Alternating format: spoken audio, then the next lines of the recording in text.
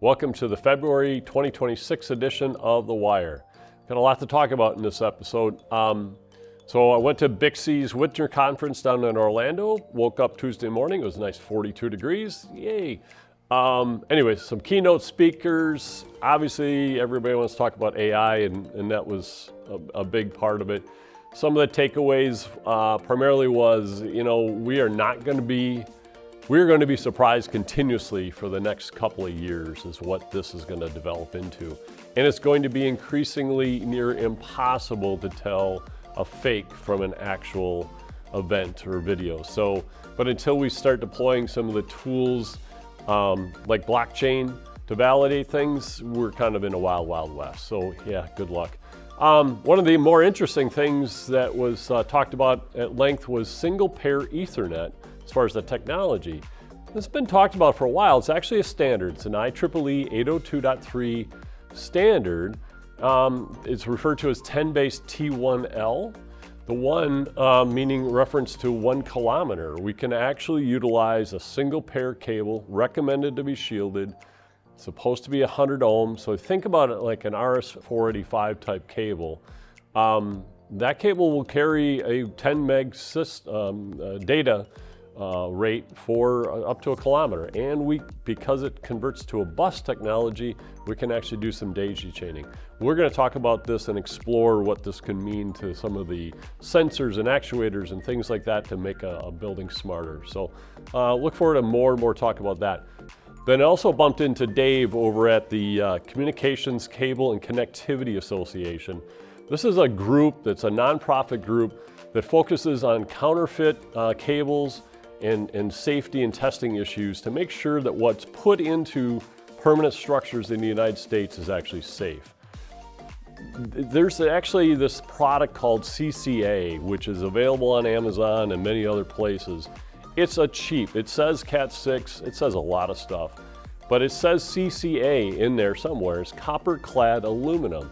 That conductor is not as efficient as a copper conductor is, and when you're running PoE over it, it starts to heat up, and heat equals sometimes very dangerous situations. So the National Electric Code has actually forbid us from using copper clad aluminum.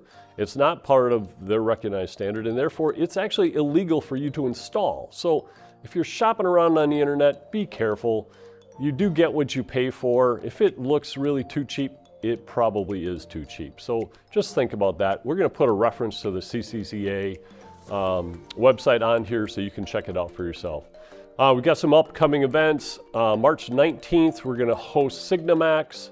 They are an import connectivity line.